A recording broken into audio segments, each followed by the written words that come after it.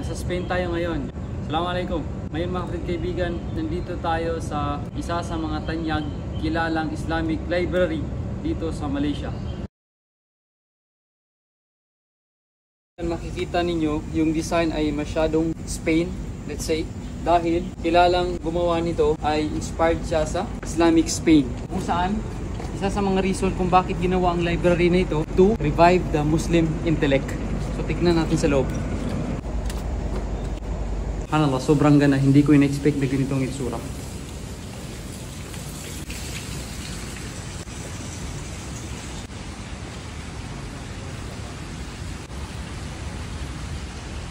Ngayon papasok tayo sa library.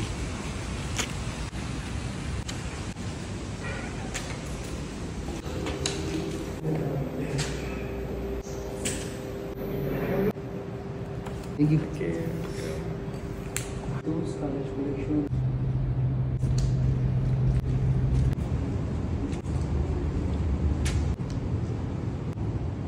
So ngayon makikita natin kung sino ang founder ng library na to. Founder ng building nito o library, si Professor Muhammad Nakib Al-Abbas. So ito yung library niya, mashallah. So lahat ng mga libro na nakikita ninyo dito ay Islamic book written in English. Opo.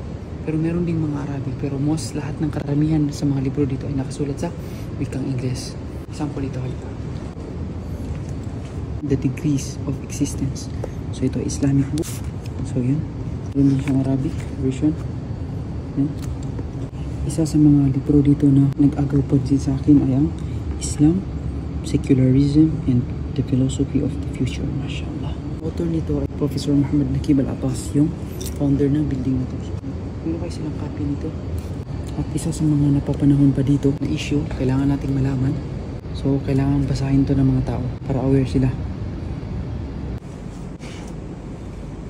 So, meron silang libro dito ng pamagat Universal Human Rights.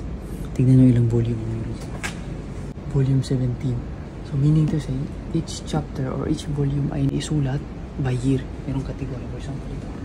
Naisulat noong 1979, 1980, 82 hanggang 1995. Subhanallah. Sociological review in Islamic perspective. Itong area, lahat ay education. Ito naman, sociology, economics, Journal of Economic History. Isa dapat sa mga dapat malaman ng mga kamusliman ay ang mga klaseng ng aklat na ganito in Islamic perspective. Kaya nito, archaeology, anthropology. Ito ay naisulat sa Islamic perspective. Dapat ito ay magkaroon sila ng awareness. Meron silang English, French, Arabic dictionary. Basahin natin. Effort, jahdun, majhudun, jiddun, sa'yun. Ngayon naman, nandito tayo sa isang corner na ang lahat ng mga aklat dito ay patungkol sa adab, mabuting pag-uugali. Subhanallah.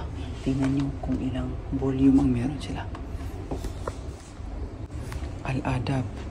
Subhanallah. Palatandaan na sobrang tanda na ng mga libro nila dito. Ay napupudpud na tulad nito. Wala na siyang cover.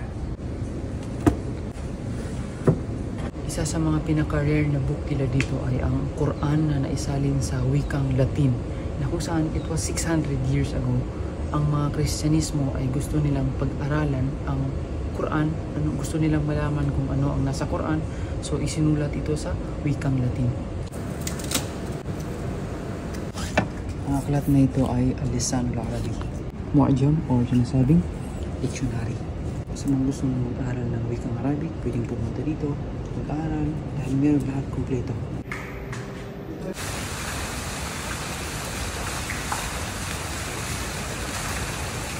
Tingin sa kaalaman ng lahat na ang iniisip nila, ang really yung Islam ay para pag-aralan lamang kung paano sambahin ang dakilang tagapaglikha.